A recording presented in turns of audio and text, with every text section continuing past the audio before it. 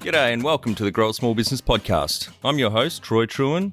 Each week, we speak with an owner who has grown a business with 5 to 30 team members to something bigger. Diving into their numbers and unearthing the pain they've experienced, we explore what they did to overcome each barrier and what they would do differently from day one. Let's get into it. Welcome, everyone. Today I'm interviewing Michael Nuciforo from Thriday, based in Melbourne, Australia. Thanks for your time today, Michael. Thanks, Troy. Great to be here. Let's start with how we know each other. So you contacted us on our website. I thought you might be a good guest to come on the cast. Yeah, absolutely. So Justin, who works in my team, was listening to the podcast, thought it'd be a good fit. And I think it's great to hear from other founders and makes starting a business accessible when you can hear other people. Yeah, absolutely. And when I was researching this a bit over 3 years ago now, 3.5 years ago probably, late 2019, I felt there's a gap in the market for more of the real shit to come out, like people to talk about not just the successes and the wins, but the stuff that's hard, the things they fucked up and what they do differently, basically. So, yeah. Exactly. Tell our audience a bit about your business, what it does and how it makes money.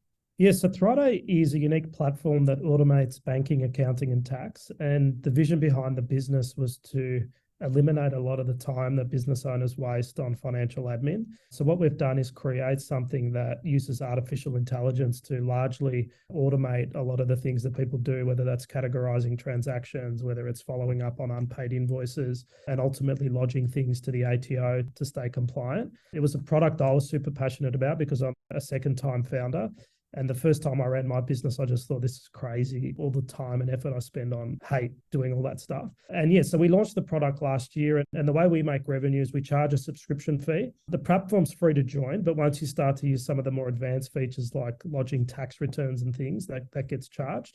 And then we do have a few ancillary products where we'll charge you a one-off fee for. So if you want to do something special, we'll charge you a bit extra for that. But yeah, it's $30 a month, really affordable product for small business owners. Yeah, great. I love the idea. It's fantastic. Yeah, it was something that I think was the convergence of a few different trends that we had seen. I think now it's especially relevant with all the talk about ChatGPT and AI. And we sort of came up with this idea a couple of years ago, but we could see that there was a way to start automating some things that previously needed a human to do it. And I think the other thing was trends in terms of technology, in terms of banking and accounting and tax that we thought we could leverage. So if we sort of had this idea 10 years ago, it would have been way too early to even consider launching a product that does what we do today.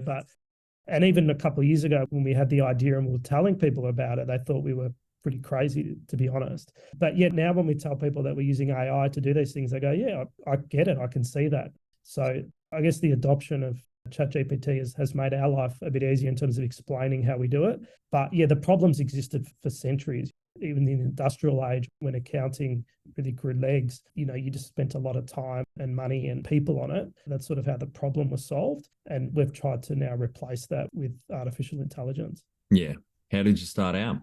Good question. So my co-founder and I met randomly when I was living in New York. He was another Aussie over in the States. And, when you live in another country, people go, oh, there's this Aussie guy that I know. You two should go get a coffee. He's from Melbourne. I think we actually went to Bluestone Lane, which is a coffee shop that an Aussie in the States, just to get a bit of a slice of home. But yeah, we got chatting and we just sort of connected initially as friends. And, we'd actually go and play basketball and stuff like that. And over time, we started to talk about business ideas that we had.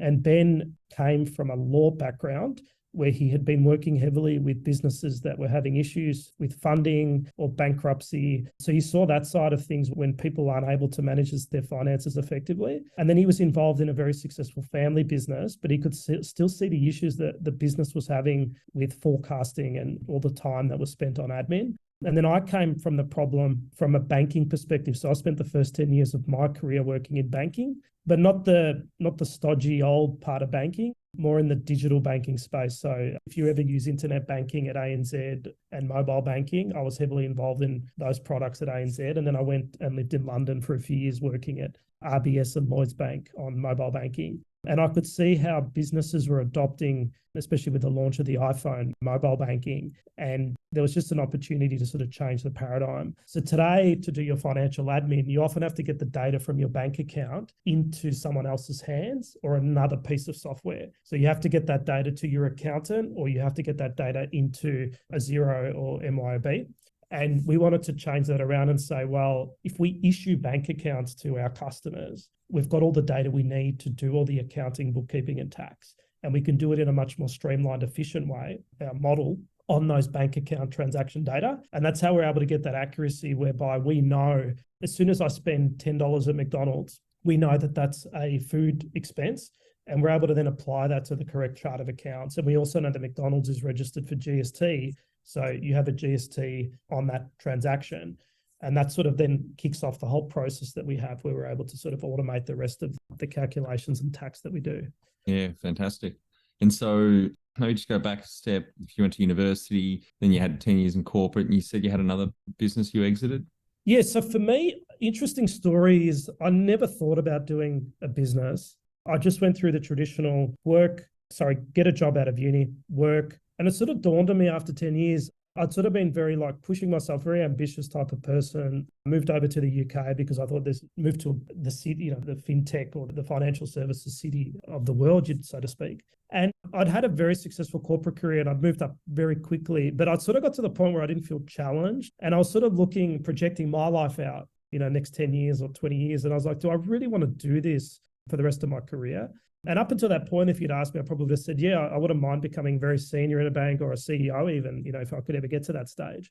But then a couple of things happened to me in London. I think moving to a new country and a city like London, you learn a lot about yourself and working in different environment, different culture. And the second thing that happened in London was the first time I started to get exposed, and that's why I was keen to talk about my story. I started to get exposed to startups and people running their own business, which I didn't have much exposure to here other than a few family members. And I started to look at people and go, oh, that person can do it. Maybe I should think about doing it myself. And that sort of snowballed. So I started doing a bit of research after hours, starting to brainstorm, and starting a business started to feel accessible to me. Like, I could actually do this. I didn't realize how hard it would be, but I thought I could do it. And yeah, at that point, this was sort of 2013, I started reading about Airbnb and Uber, and I sort of fell in love with that model of disruption through sort of peer-to-peer network. And I became enamored with the concept of applying that model to parking, because I knew all over the world, and especially in Australia, that parking was a huge pain point, very expensive, and that there was a lot of, I guess, inventory that was not publicly available, that sat in people's homes, driveways, apartment blocks, empty parking spaces that just go unused. So I thought in that sense, it's similar to Airbnb, right? You can book a house to go on a holiday to.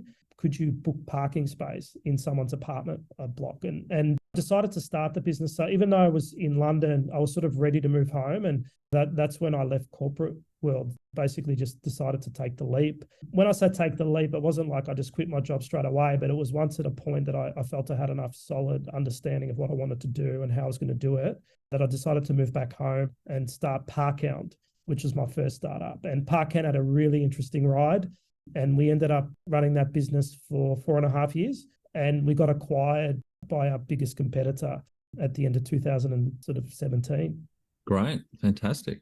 And back on Thriday, what year did you start the business and how old were you? Oh, Thriday, it was 2020, and I would have been about 35. And do you have some key numbers you can share to illustrate the growth of the business over the last 3 years? Yes, Thriday was very different to a traditional startup because we're building a banking, accounting, and tax platform. It wasn't something we could just slap bang together and launch. And it was very different to Parkhound actually for that reason. So Parkhound, we bootstrapped and we launched we had a very basic version of our product within a few months. So Thriday 2020 was mostly actually just getting it off the ground. So building a little team. So Ben and I started looking at it. We both moved back to Australia just for different reasons. He'd moved back already, and then I moved back because my wife and I were due to have our first child. And yeah, we started looking at it. And the first phase was actually just a lot of research. We just wanted to validate this problem and opportunity that we saw. And I remember the first part was literally interviewing 42 business owners, which doesn't sound a lot, But I know you do podcasts, so speaking to 42 different people and preparing for them and collecting the data from those surveys and even finding people to interview was a lot of work. So we took that initial research piece, started to form a view as to what we wanted to do. Through that process, we brought on a couple of other team members, just really through networking and hustle. A lot of my network was overseas because I'd done a stint in London and New York. So I didn't have a huge network in Australia. So I had to go and find people that I thought could fill roles in the team and convince them to join and leave well-paid jobs, right? Which is a lot of influencing. Yeah, so by the end of sort of 2020, we had started working on the first version of it and we had a little team. It was about 4 of us. And then 2021, we took that concept and we went and raised money. And for that product, again, because of the scale of what we were doing, we couldn't really build too much without bringing in some external funding. And we thought the most attractive way to bring money in was to do crowdfunding. And crowdfunding is a newish method, but I'd encourage all the listeners to think about it. It was fantastic for us. We were able to get in $3 million, which was a record-breaking raise at that time for crowdfunding. And we also did it in 3 days, which was the fastest. And what that gave us was it gave us the remit to go and build the rest of what we wanted to build. It gave us credibility in speaking to partners. And then thirdly, it actually gave us a little bit of a starting customer base. So a lot of those people who invested in crowdfunding through the virtual platform were small business owners that had something about what we were doing that resonated with them. Yeah, that's great. No, I'm a big fan of crowdfunding. I had the founder of Zero Co on podcast. Yeah, they broke our record. Mike, I think Mike, 5 million, the maximum you can get, I think in Australia is 5 million. They went for it and they got it in like less than a day. And the gin and vodka distillery I sit on the board of in Western Australia earlier this year in March, we raised 2.7 million in 19 hours. So yeah, it's a great, not just because the valuation's so high, but you get also get those brand ambassadors and a new sales channel as well. Yeah, the awareness was incredible that we got. And yeah, they broke our record. So we thought we were really cool getting it 3 million in 3 days. And then they came and got 5 million. It's a great brand. They're doing great things, Mike and the team there. Yeah. Any other numbers you're happy to share to illustrate the growth of the business? Oh, yeah, I didn't even answer the question. We're now at 800 customers, which is great. And as I mentioned at the start, we charge a monthly subscription of $29.95. So we're really happy with the early growth. And as most people know, the sort of getting your first 100 customers are the hardest. So already now we're starting to see some really good traction every week, more and more customers coming on board and more word of mouth from our existing customer base. So yeah, our target is to get to 3,000 by the end of the year. And you could almost say, because we're offering accounting and tax, we'd probably be the fastest or one of the fastest growing accounting platforms in the market. Yep. Yeah. And before we hit record, you said you only launched the product 8 months ago, didn't you? So to get to 800 customers is phenomenal. Yeah. And I think, again, it's all context driven. So when we launched last year, which was in October, because of the banking, accounting and tax element, we were quite sensitive to not going too fast, too quickly, because we wanted to make sure that everything that we were doing was working. And also, as I mentioned, there's a lot of artificial intelligence involved. So we wanted to make sure that in production, the logic that we had built was working in the real world. And yes, so for the first few months, we were just more bedding it down, making sure everything worked really well. And we weren't doing really any heavy marketing. And actually, really, the marketing really started in Feb this year. So yeah, we're really happy. And I think off the back of that too, there's more and more partnership opportunities emerging for us. So people coming to us that have heard about the product saying, I deal with small businesses, or I've got small businesses that I help. We'd love to work with you and promote your product to them. So we see that as a big avenue in addition to our sort of direct to consumer marketing that we do. When was the moment you felt like you had succeeded? I think the moment that I felt like I succeeded was when I no longer cared about the success or failure of my business. And I'll tell you why. Initially, with my first startup, I very much intertwined the success of the business with how I felt. Yeah. And my reputation with how the business was going. And I learned over time to separate that out. So I would think if Parkhound doesn't succeed, or Thriday, this was Michael 5-6 years ago, Thriday doesn't succeed, Michael's a failure. People will think Michael's no good and, he's not a good business owner. And I've now come to the view that I don't care about any of that. I have a particular mission and challenge and opportunity that I want to pursue. And if it fails, it fails. I'm going to put all I can into it. So for me, it's no longer about success or failure per se. It's about pushing myself, learning. And I'll tell you what, mate, I sleep so much better with that mentality, because even through shit situations that come up, Yeah. If you actually try to twist it, and it's not necessarily my natural thing. Like if something shit happens, I still get pissed off, or I think, oh, I can't believe that's happened.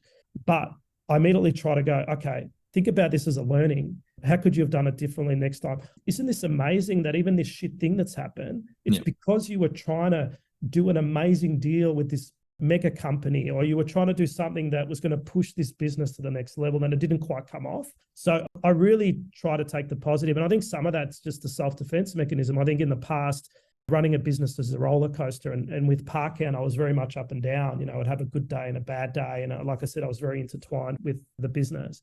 And for me now, this is a much better way to work. And I think I maintain a much more even keel throughout the whole process. Yeah, definitely. It's very healthy. And I do a bit of that. My daughter, sometimes if she gets a bit negative about something, I just do a bit of CBT, cognitive behavioral therapy, or the Jedi mind trick, and say, well, that isn't it great that we have this and this, you know, when she goes a bit negative. Not very often that happens, but she probably does it to me more than I do it to her now. I'll be in a shitty mood about something or get a bit of road rage, and she'll turn to me and say, well, Dad, at least we've got cars. 100 years ago, they didn't have cars. I said, you're right, sweetheart. That's brilliant. If you can train, there's a lot of things that if you can train your kids to have that mentality, like, they're good for life. Exactly. Yeah. Very powerful. Yeah.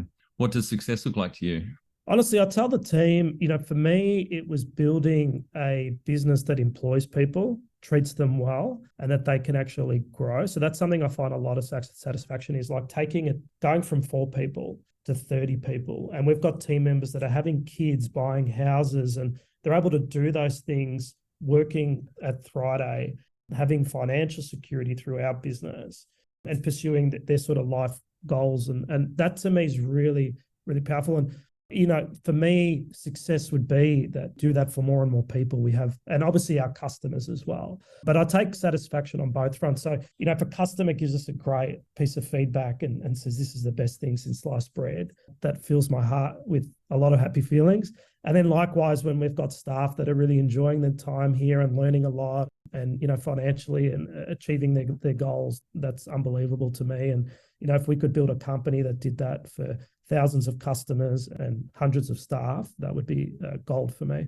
Number one thing you'd recommend to marketing a fast-growing business? I think for us, and this is a learning, is optionality. So we had a lot of good initial plans and success through direct-to-consumer marketing. So, you know, doing our own ads and social media and a bit of video and things. And I think we perhaps neglected a little bit on the partnership front. And I think for us, it's now starting to go, well, yes, we can continue to do our direct stuff, but there's also a ton of partners that we could leverage that have existing distribution or existing customer bases that would be a great fit for us. So yeah, I think don't limit yourself to perhaps your strength or, you know, an area that you feel comfortable with. Really explore what's out there and definitely leverage partnerships, because there's some really good businesses out there that could be a good dovetail to what you're offering your customers. Yeah. And you use Net Promoter Score. What's your number? Yeah, so we're at 57 right now, and we've actually been very familiar with the NPS because when I was in the large banks, that was probably the key metric we tracked. I think it's a great metric and obviously something you can benchmark against competitors. For us, our North Star as a business is eliminating financial admin, and we actually felt the best way to track that was through a metric called Customer Effort Score. CES, where basically you ask the customer against a variety of different features or things that they're doing on the platform, how easy was it to do X? And on that one, it's out of 5, and our goal was 4.5, which we felt was a high stretch, and we're actually at 4.4. So we're really happy with that metric. Great. And then another one, which is popular in the US, is product market fit, which is basically a score and the question is, how would you feel if you could no longer use Thriday? No, that's a good one. And yeah, it's really popular in the US, not so much here, but if you look it up, basically it says if 40% of people who respond to that survey say they'd be very disappointed if they could no longer use Thriday, that's a really good indicator that you've got product market fit with those customers. Yeah. So that's another key one we track. And then, more recently, we did add NPS into the mix. So how we do it is the customer effort score we track across features. So as soon as you do something, you'll get a little prompt. And we use a tool called Refiner, which I think is a great tool for that one. And then the product market fit, we ask people after they've been using it for a month. And then NPS, we're asking them after using the product for 2 months. And what's your percentage on the product market fit? Yeah, we've actually been hovering around that 40%, which is considered best in class. Yeah, that's amazing. And I will go back to the Net Promoter Score, because a score of 57 is excellent. It's really hard to get close to 50, let alone above it. And for the audience, it's not a percentage, it's a positive or a negative. I've written a blog post on it. If you want to go to our blog on the website, just search NPS, N for Nelly, PS, and explains how it all works. One question: how likely are you to recommend us to a friend or a colleague between 0 and 10? Obviously 0, I'm extremely pissed off, no I won't. Or 10, yes, I am extremely happy, and I'll stop people in the street and tell them about your product or service. It's a great one. And yeah, to your point, many businesses use it so you can get a bit of a sense of how you're performing with publicly available information of others. I know even for us, so Roy Morgan does NPS for banks, and no surprise, a lot of them are negative. So you can get negative. So to your point, 57 is a really good score, and you can actually go -0 if you've got more people that dislike what you're doing than people that like it. So a lot of the banks are actually hovering, unfortunately, at that negative range. So we're well ahead of them. But to be fair, we're an earlier stage business, much smaller user base. But yeah, we're really happy with the initial results. Yep.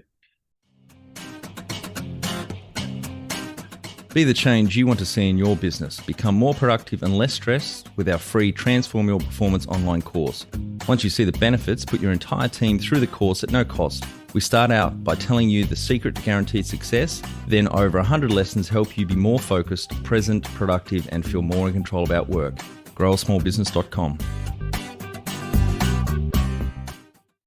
Now, on funding, you mentioned you did the crowdfund for 3 million. Any other funding sources over the last 3 years? Yeah, so initially, and this is where it gets tricky for people. So I guess just to give a sense to people, for both startups, ended up dipping into my own pocket quite significantly. I don't want to share the amount, leaving well-paid jobs to start a business and then dipping into your own pocket. And a lot of people don't get that part of it. You're not earning any money yet, and then you've also dipped into your savings a lot. So I put in a bit along with Ben to get Thriday initially started. Then we did the 3 mil. And then last year we did a $6 million round. And that sounds great because a lot of money, but 3 million and 6 million can actually go quite quickly. So we had to be quite smart with the spend of that. And I think the other thing was last year we literally had to raise during the worst time to probably raise in recent time. It was literally between sort of March and July. So we were very stressed through that period because, our runway, how much money we had left, we were going to run out of money. And we had to spend a lot of time negotiating, dealing with different potential investors to get that round away. Yeah.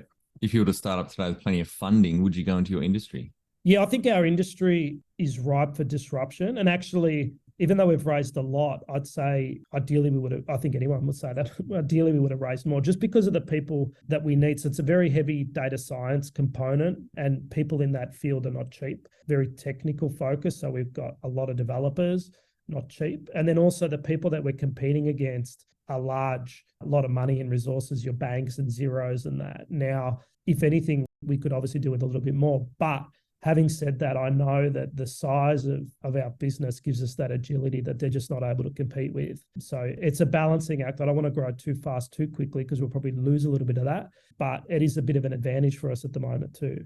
Can you outline the most stressful point in your small business growth journey so our audience can learn from it? Last year, so a bit of context, my wife and I have had 2 kids in the last 3 years, starting a business, dipping a lot of life savings into it. And then going through a period last year where we were running out of money and we needed to raise.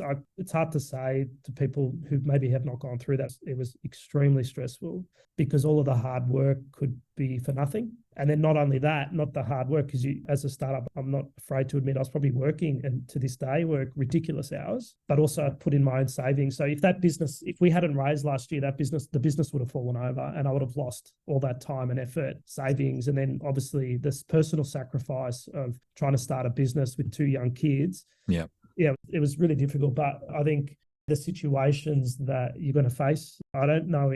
I've got a few friends that are founders and I don't think anyone's just had a smooth business. So you just know going into it, I guess, that these things are going to come up. Yeah.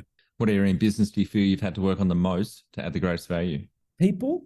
As much as I said earlier that I value, for me, it's really important that people are getting a lot out of the business. my natural inclination as a person is I'm a bit more of a robotic type employee. Like when I've worked at companies, I just work hard, get stuff done, don't bring any sort of complexity to work and all of that. But not everyone's like that. And that's not a good thing either. Like it's good to have diversity and different people's opinions and different strengths. So what I've tried to do is build that into Thriday, because I know it's not naturally a strength of mine. I know some people, and we did this exercise recently with the team. I know when something's happening in a business, some people naturally think about how will this impact our staff?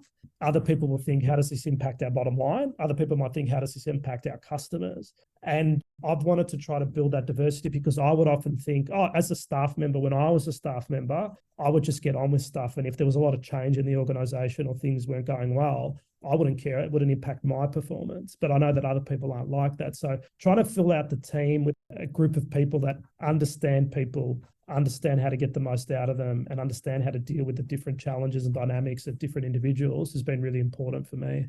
Yep. What have you enjoyed the least about managing fast growth? The least, I think when you're growing fast, if you're a bit of a perfectionist, which I am, you always feel like there's little things that you're not proud of or wouldn't help. And it's funny because I think I often say to people, there's things in this product or there's things in terms of how we do customer support or whatever that I think we could do a lot better. But if you actually look at our stats and things, everyone's happy with it. So I think it's a bit of, when you're growing fast as a perfectionist, which is my trait, you always feel like you're not 100% on top of everything. What do you love most about growing a small business? I love the collaboration and the teamwork. So we've just got like a no bullshit culture. There's no bureaucracy, compared to some of the big organizations I work for, especially someone who likes to get a lot of stuff done and move fast. I really struggled with that. And that was always a natural grind for me. I don't get that in the startup. So I get the pressure of like financial challenges or trying to grow and all of that. But I don't get any of that crap that I used to hate about working at a larger corporate. Yep. What has been the biggest mindset shift for you in your small business growth journey? I think the biggest mindset shift has been with actually fundraising. So with the first, I bootstrapped it and I was all about, I want to own this whole thing. I want to control it. I don't trust investors. They're going to want to take more of a share. I had a sort of negative connotation about raising money. And I wouldn't say, I think it's horses for courses. So I think actually for that business, that was probably the right decision not to raise. We didn't necessarily need it. But I probably had this negative connotation. And then in between my startups and sort of being exposed to other businesses, I started to see the opportunity and advantages that came from raising and importantly, finding the right investors. And I think the combination that we did where we got the seed round with crowdfunding, so we built up a bit of a solid customer base and a group of advocates, and then going and raising from sophisticated investors the second round has ended up working a treat for us. So I think that mindset was just very negative on external investment. And I think it's a great thing if you can find the right people. Yeah. The number one habit you think a small business owner needs to develop and maintain? I think it has to be setting the vision and communication. I think if you are a good communicator, can inspire people, you can probably cover a lot of cracks, and you'll obviously build in a team and get the right people in that are inspired by what you're trying to do. So I would say that's the number one. And then hopefully to surround yourself off the back of that with the right people to go and do the work. Well, on that, can you talk to how you've added people to the team, some wins, mistakes, and advice for those listening? I think it's hard because there's a lot of advice you can give to people about hiring. And I know it all. It's like, don't hire people that you have any doubts about, or follow this process when you're interviewing, and et cetera, et cetera. I think where it gets hard is the pragmatism of actually running a business and not necessarily having the financials to like pick who you want and get who you want. Another one that comes up is obviously don't rush to hire someone in if you're lacking resource in that area, because you might get the wrong person. It's more costly to get rid of someone, all of those things. But I think generally you just sort of have to balance as much as you can with your budget and who's available and getting out there. And for me, it was actually ended up being a lot of networking, which is how we got people in. It hasn't been traditional like hiring. You've done the traditional sort of hiring, advertising a job, but where it's actually worked the most for us is through networking. And that's not necessarily scalable. So that's a good option in the first couple of years when you're not hiring dozens of people. But yeah, for us, that's been the best way to do it. What are some of the things you recommend to building a sustainable and kick-ass culture to help with the growth? Well, that's a good one, because we actually invested a lot of time in actually establishing company values. And it was something we worked through over probably 3 or 4 months as a team. So we went through a whole process with the team when we started out. So we basically asked them, how do you like to work? What do you think will work well with Thriday? What's the type of culture you want to build? And we did it through a series of workshops and surveys. And then we actually worked together as a team to actually craft the explanations of some value areas that we thought were really valuable for the business. And then we actually then prioritized them and ended up with a list of 5. So that was the first time I've done that process. It was actually something that one of my mentors encouraged me to do. And my natural inclination was, this is taking a while. I like to move fast. Is this going to be valuable? And then it actually really was. And I think the process of doing it slowly allowed people to really think about it and understand what was important to them. For us, we would actually just sit in a room and sometimes talk about, what's this value? What does it mean? What are some examples of how that would play out if you're working at Thriday? So I think that piece of work was great for us. And we were able to then use that in who we hired moving forward. So it was great not only for the existing team that we had at that point.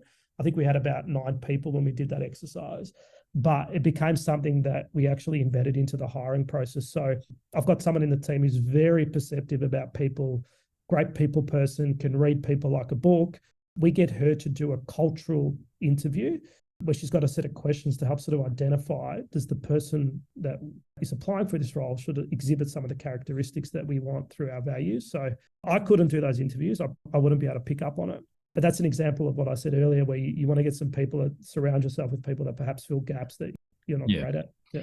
And it's great that you did that vision and core value exercise. It wasn't just you and Ben saying this is what it is. You involved 7 other people in the team, which they're going to be a lot more engaged in and take it on board a lot more than just being you guys being dictators about it. Correct. Tell our audience how you've handled balance. Balance for me is, I think everyone has their own work-life balance goal, and I don't think you should copy perhaps what others want. So, for some people that might be a 9 to 5. That's not for me. What I do is I have a very tight structure with my team. So I don't really do any calls before 10, and I usually clock off right on 5 in terms of my core day. But I'm a night, so I'll usually jump on after dinner and bathing the kids and work from like 7:38 to like 11. And that structure works really well for me. So what I do in the morning is I help my wife get the kids up, breakfast, get them to childcare. And I know that if I was to do calls before 10, it's always a bit of a touch and go, like, are my kids moving quickly that morning or not? So I just cut it off and say, I'm not doing any calls before 10. And then likewise at 5, we have the routine where we go pick up the kids from childcare and all of that stuff. So having those blocks where I can invest time when the kids are home is perfect for me.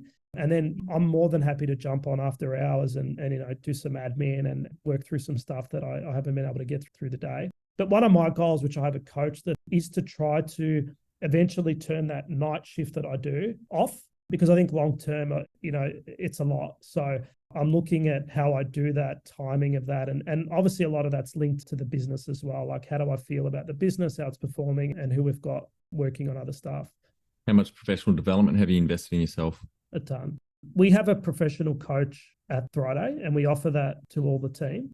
I think it's super important to have someone you can talk to outside of the business as well. So that was something I was really passionate about doing. So Jess, who's our coach, he does a great job with everybody. And then I actually surround myself with a few different mentors. So one of my closest mentor is a guy called Chelvy, and we used to work together when I was in the bank. And he's just a great listener, great advisor, and we catch up very regularly. Like, there's probably not a week where I wouldn't speak to him for an hour. And I love his consultation. And then I've got specific people for specific things. So a mate of mine's a really good marketer. So we touch base a lot. So yeah, I encourage everyone to surround themselves with people. And you'd be surprised how much time people will give you. I say that. Yeah, I say that all the time, especially semi-retired or retired business owners, or even those ones that aren't retired. They've settled into a good groove and they want to give back. They want to help people avoid the mistakes they made. They're very giving of their time. You just need to ask them. And I do it as well. Even though I'm busy, like, it's very rare that I won't catch up with someone who gets introduced to me or reach out, like very, very rare. I try to make an effort of doing it because I also find value in speaking to people and learning. You know, they might ask me something and I can sort of talk about how I might approach it, but equally I'm learning about how they might approach it. Yep. I assume you've got a board of directors or advisors? Yeah, so from the start, this was cool. I think we had an advisory committee from the very get-go, and that one of those people was Chelvy, one of my mentors. He then introduced us to a very experienced person called Kerry Roxburgh, who started E-Trade in Australia. And then we ended up bringing on 2 more people. This was before we'd raised. So right from the start, this was literally, hey guys, here's a presentation about what we're thinking of doing, but we want to surround ourselves with experience and people who can push us. And the reason we did that as well is I'm a bit of a people pleaser, a bit of a perfectionist. And I knew that if I had some people that I was sort of catching up with regularly, I would want to show them progress. Like I wouldn't want to come back in a month and show them that we haven't moved things along. So that little bit of external pressure I sort of thrive on. So we had that from the start. And then when we did the raise, we converted to a board, and a couple of people continue on as board members, and a couple of them sort of stepped away more for time commitments. But we still catch up with those people that we initially caught up with. But we have a board now. We catch up monthly. I actually really find it super valuable. But again, it's about what you do with it, how you use the time, and I guess obviously who's on the board. That's important. Yeah, definitely. Now, Michael, you're one of the few we've had on that's exited business. Any advice for our audience thinking about exiting one day? It was some advice I got, and you have to treat an exit as a project. So I think there's a perception for some business owners that someday someone's randomly going to knock on your door and offer you money that you're going to want to take. That's very rare. And the reason I say that is, so with Parkhound, we got to a point where we were profitable in a really good place, but trajectory-wise, we weren't growing fast. It was sort of plateauing a little bit. I could see sort of the natural ceiling with how many parking spaces we could get on there and how many bookings we could drive and all of that in Australia. So sort of an opportunity where we either take it overseas, we look at perhaps exiting, because it wasn't for me. I didn't want to run it long term as like a lifestyle business or something. I thought it'd be good to perhaps grow it overseas. And at that point, I was speaking to a mate, and he's like, look, if you're thinking about exiting, you actually need to try it. Like you need to actually speak to people and maybe connect with people. And that's how it actually ended up happening. So we sort of started connecting with some people in the industry, trying to understand, potentially who might be interested in buying us. And that's how we ended up coming across a competitor. And we sort of initially met through a mutual connection, and it sort of snowballed from there. So I think with anything like that, you need to run it like a project. It's not like, someone knocks on the door and then a month later you've got money in the bank. Even the process of exiting took us like 6 or 7 months to work through all the contracts and stuff. Yeah, a lot of work and due diligence. Correct, yeah. All right, Michael, on to our final 5 questions. What do you think is the hardest thing in growing a small business? Getting over yourself. Love it. Favorite business book which has helped you the most? There's a great book called The Great CEO Within. I think it's a very pragmatic, probably 100 pages, but just hits all the right points about running a business of any size, in my opinion. Any great podcasts or online learning tools you use for your own professional development? I think the best learning tool in the world is Google. I often just Google things that I'm interested in and end up down a rabbit hole and watching YouTube videos or whatever. But I'm not a prodigious reader or podcast person. I actually find myself more just diving into topics that I'm interested in Google and YouTube. One tool you'd recommend to help grow a small business? For us right now, because we're AI piece, we're just super heavy on all the ChatGPT and then all the products that are sort of being built off the back of that. So we're using it for blogs, we're using it for customer support. It's incredible, actually, the pace of development in that space. So for example, with blogs, we were using a tool a month ago for blogs that was sort of cutting down a third of the time we were spending on blogs. And now we're sort of cut it down by 90%. Like there's new products and stuff. So it's, just absolutely go and search. There's a bit to read through and figure out what works for you, and you've got to test different products. But man, the payoff's immense if you can find the right thing for your business. Finally, my favorite question. What would you tell yourself on day one of starting out? Don't feel sorry for yourself. Awesome. Thank you very much for your time today, Michael. Congratulations to you and Ben on the team on the growth. Over the last 3 years, 800 clients already, with only on the market for 8 months, and raising 3 million with the crowdfund, 6 million privately as well. That's terrific, and really appreciate your time. Congratulations. Thanks for having me on. Thanks, Trew. We're getting some great iTunes reviews. For those listening, please pop over to your podcast app and leave us a review.